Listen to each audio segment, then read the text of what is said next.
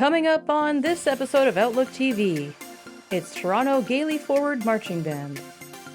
Toronto Tempo Queer Tenor Bass Choir.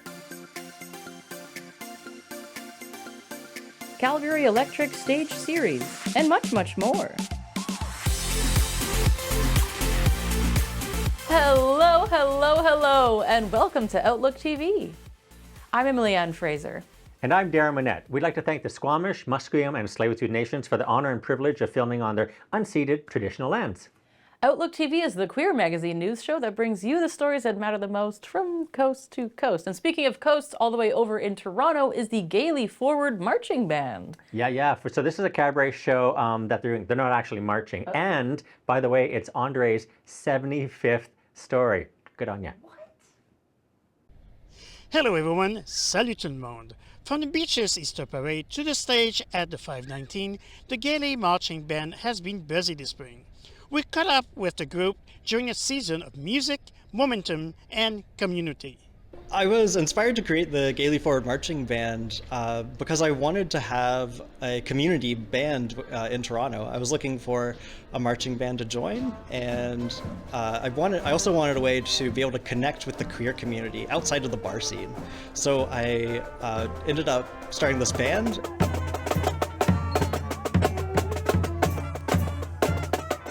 Playing in a parade as opposed to performing on stage is very different in the sense that everybody's just hearing you for a snippet. When you're on stage, you have an entire crowd, like, eyes on you the whole time, but on parade, you're just sort of going by, and you don't stop. It's just everybody the world flows past you, and it's like a Zen state. You just get lost in it.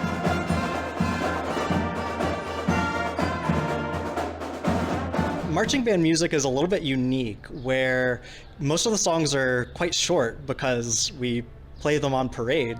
So the cabaret, it opens up a lot of extra opportunities. So we can do some performances by small ensembles. So we've created a brass quintet, a sax quartet, a flute choir.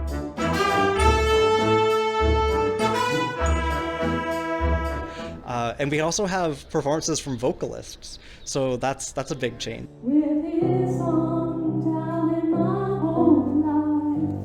The type of music that you're going to hear there is a mix of queer pop and music that's written by composers who are probably queer. It's never 100% confirmed, but who are likely to have influenced and been part of the queer community.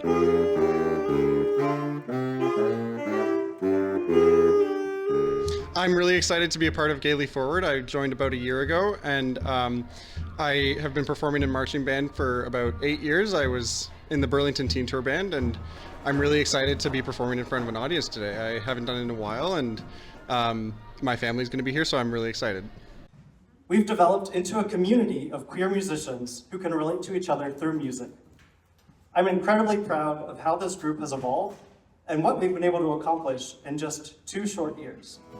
He's got to catch the boat to make form in time, then he hits up that old New Brunswick line through Montreal. Another great thing that we can do is people can switch instruments. So our drum line can play on a drum kit, which they can't usually do on parade.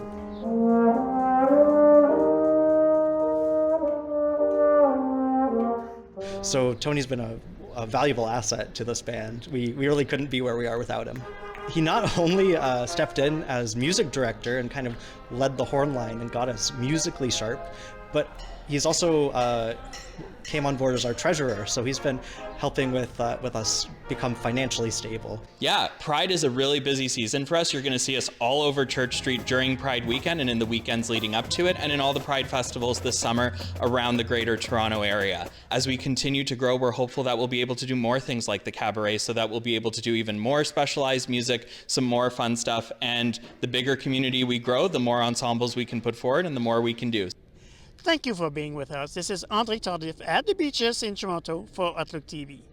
Okay, next up we're going to talk with T. He's in Calgary at the Calgary Electric Stage Series. It's a heels and hash browns series. Everything that you need. Word on the street, it's Calgary's largest drag troupe. Are you ready for an electrifying story? We're at Heels and Hash Browns at the Legion in Kensington. This is a drag brunch put on by Electric Stage Series, Calgary's largest drag troupe. Let's find out a little bit more about them.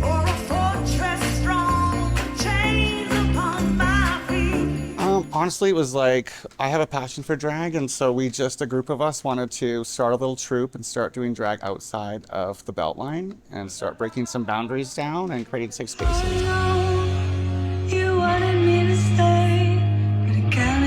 It's not, like, we welcome everybody to our troupe. So, especially the youngsters that, maybe can't afford drag and stuff like that. So we help them out. We have a huge closet of stuff and we help them hone on their skills.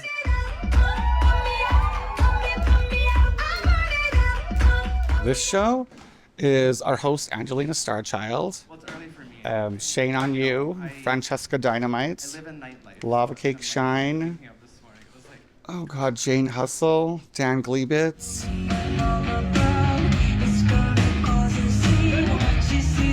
So once the shows became so popular, we thought, let's bring in some fundraisers, some third parties, like the Sharp Foundation. We work with SafeLink Alberta and of course the Legions. And we just give them a platform to raise money with silent auctions, 50-50 draws, to either support their own programs and charities.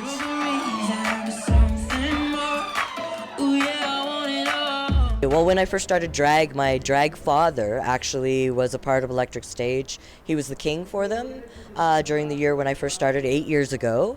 So they introduced me to Richard, and I started working with Richard from there.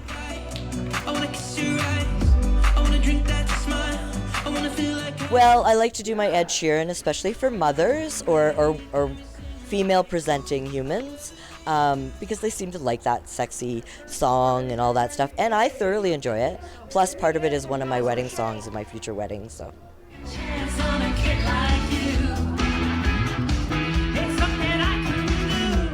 Jane was born in 2022.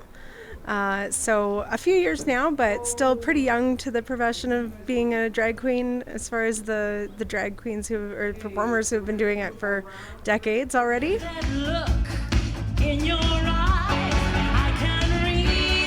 So I've come a long way since I started in 2022. Maybe we'll leave that footage buried, but yeah, Richard is a great supporter of younger performers and newer performers and gives them an opportunity to come and perform and have a good time and share their art with people.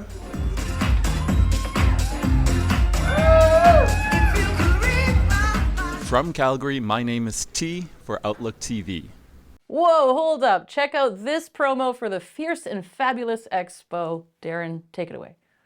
Click on the QR code for infos and tickets to the Fierce and Fabulous Expo at the Metro Toronto Convention Centre. With 30 top drag queens, a Lavender Lane runway show, love and learn workshops, and 100 vendors, this promises to be a fabulous event. Stick around, we got more coming up. Heels and hash browns. I mean, do those things go together? Absolutely they do.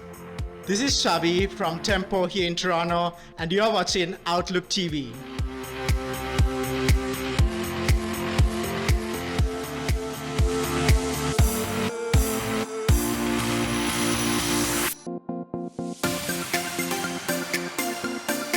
Welcome back from your heels and hash browns. You're watching Outlook TV. Yeah, so up next we're checking in with James, and he's with the Mr. Gendered podcast. Ooh. Interesting.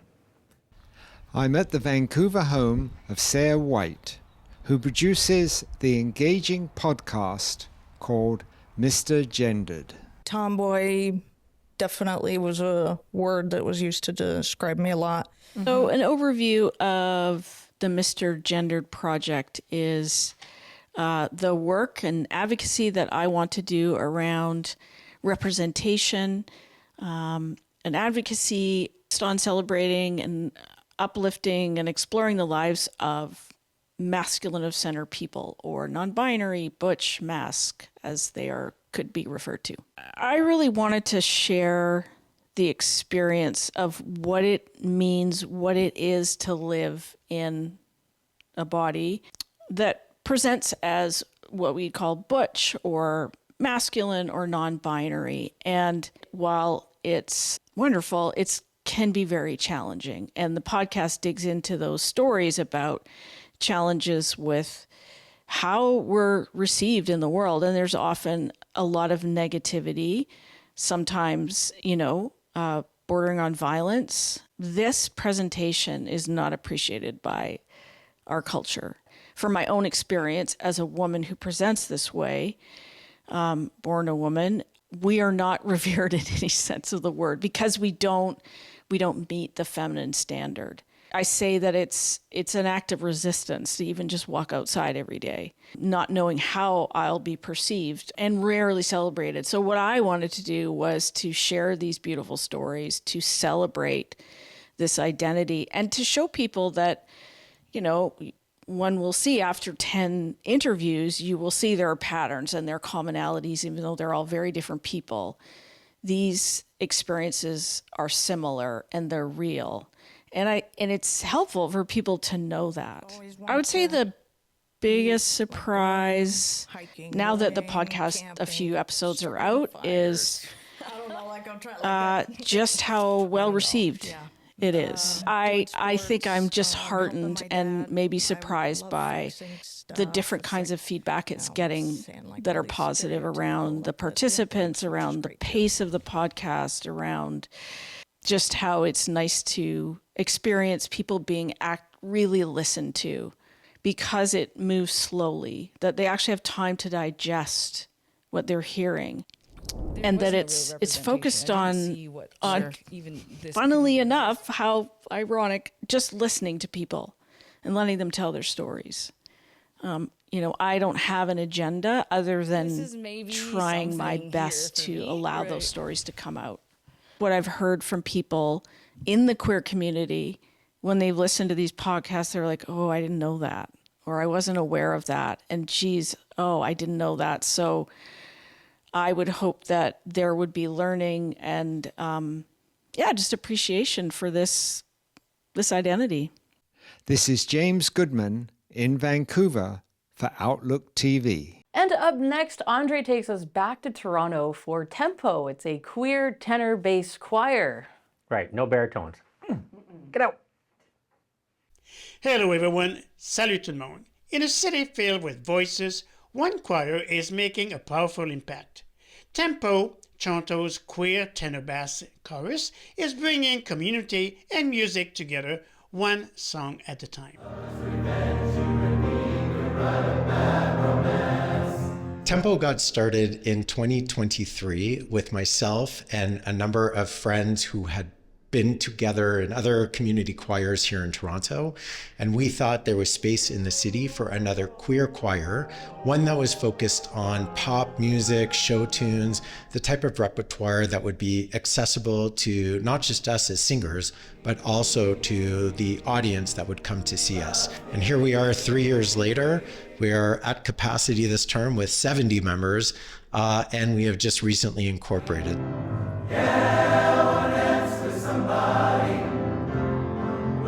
The vision for Tempo Chorus is to have a group of LGBTQ plus people come together and sing. We wanted to sing fun songs, which doesn't mean we don't have a message. We're visible in the community. We're all proudly out and queer. We have a safe space where people can come together and sing, have fun, and we specifically have a more sort of pop and Broadway slant to our repertoire as opposed to a traditional choral selection of music. I joined Tempo because I came in as a new immigrant in 2022, and I was looking for a space, a queer space, to get back into my singing. I think I found a big sense of community. I was not expecting that at all. I made a lot of friends along the way, and right now I also meet with them out of choir, and it's really brought a sense of camaraderie in my life. Singing in this choir means a lot to me because it's the first openly queer community I've been a part of since moving into a new country. So it has really brought me a sense of belonging, and I'm able to be myself. I've sung in choirs before, and I wasn't able to fully be myself, but Tempo embraces me for who I am.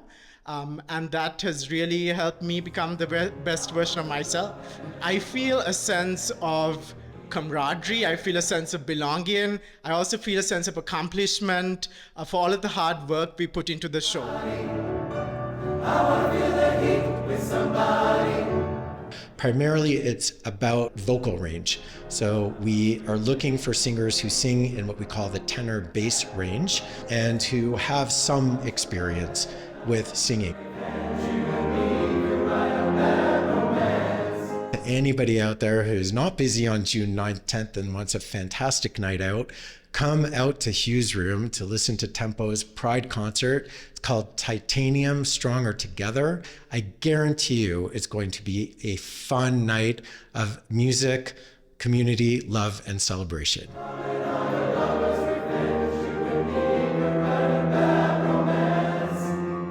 Thank you for being with us. This is Andre Tardif in Toronto for Outlook TV. Okay, we're going to hear from all the baritone singers, but that's okay. Come on back, we have way more. Whoa. That's mixed.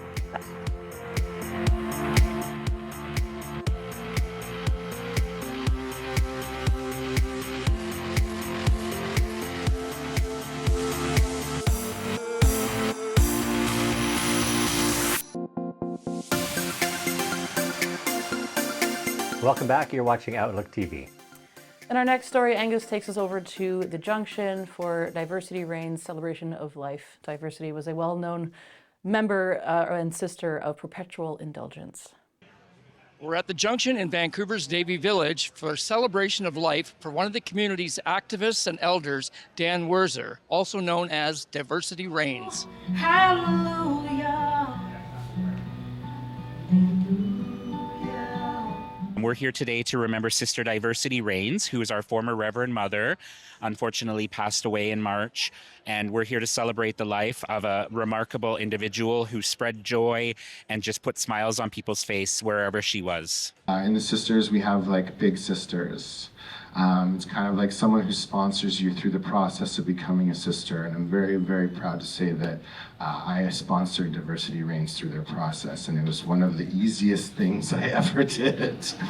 But beyond just taking a picture of everybody who showed up to every event, he got to know who they were, and if there was a new person around, he made sure to let somebody who he thought they might click with know that they're new, and he was building those connections and building that community and just providing that service at every event. Like, I've never met anybody who showed up as often as Dan did. And the fact that they would come down every week and sit down in that chair there and carry the rainbow bucket around. And I said, how can you say no to that face? You can't.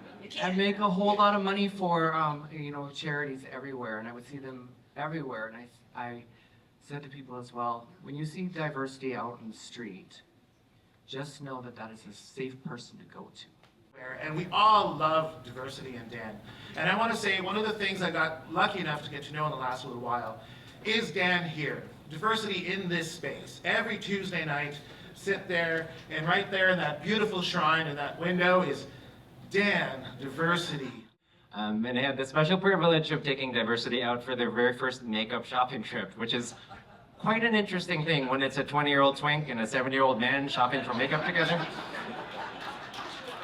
Dan used to work a fully hour shift at Home Depot, get on the SkyTrain, do his makeup, work a full shift with us all night till 4 or 5 in the morning till the party ended. And he would get up at 10 to work another 8-hour shift. He referred to the dates on the tombstone from the beginning to the end.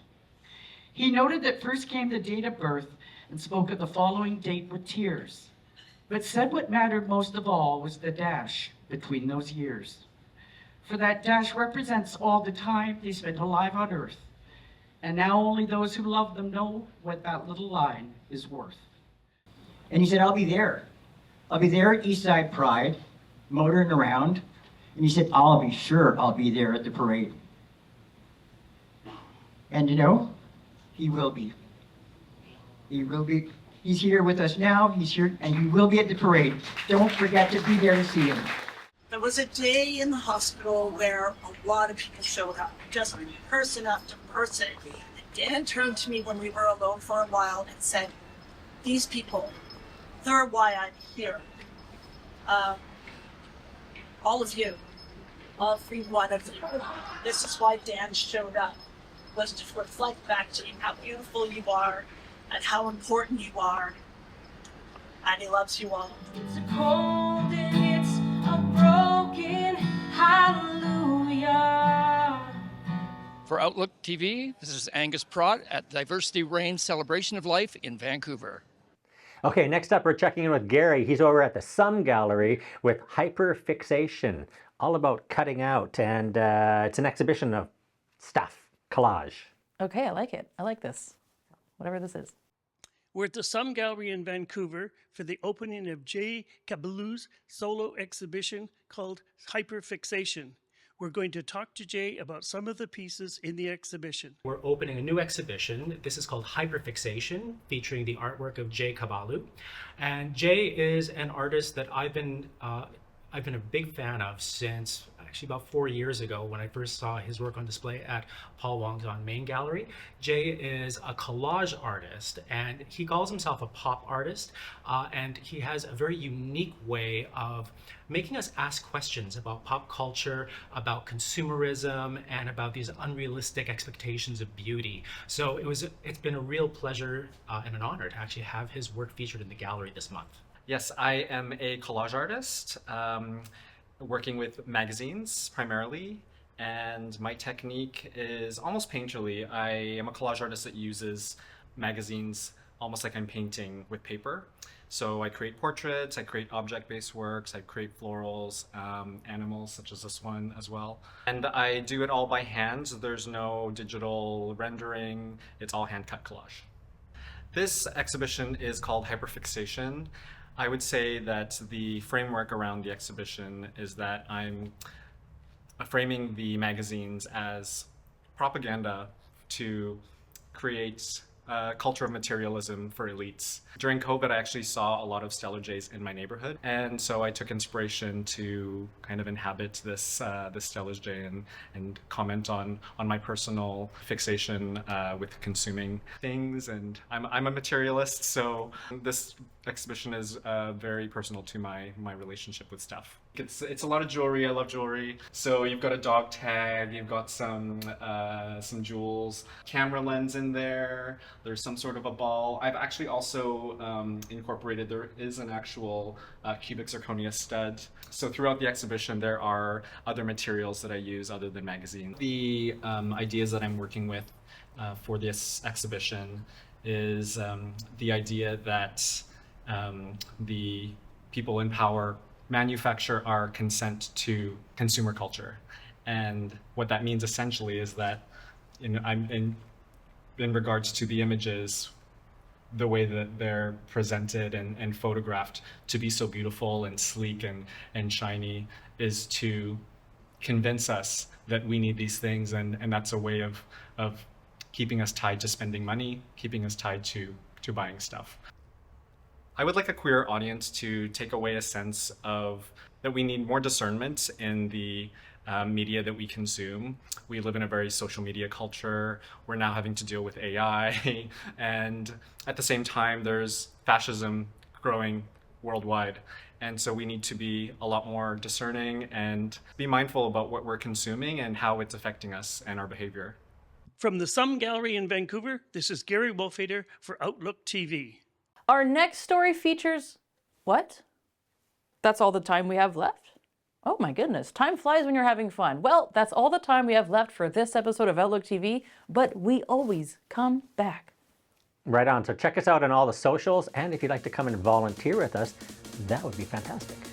Thank you so much for joining. I'm Emily Ann Fraser. I'm Darren Minette. Stay cool, Canada.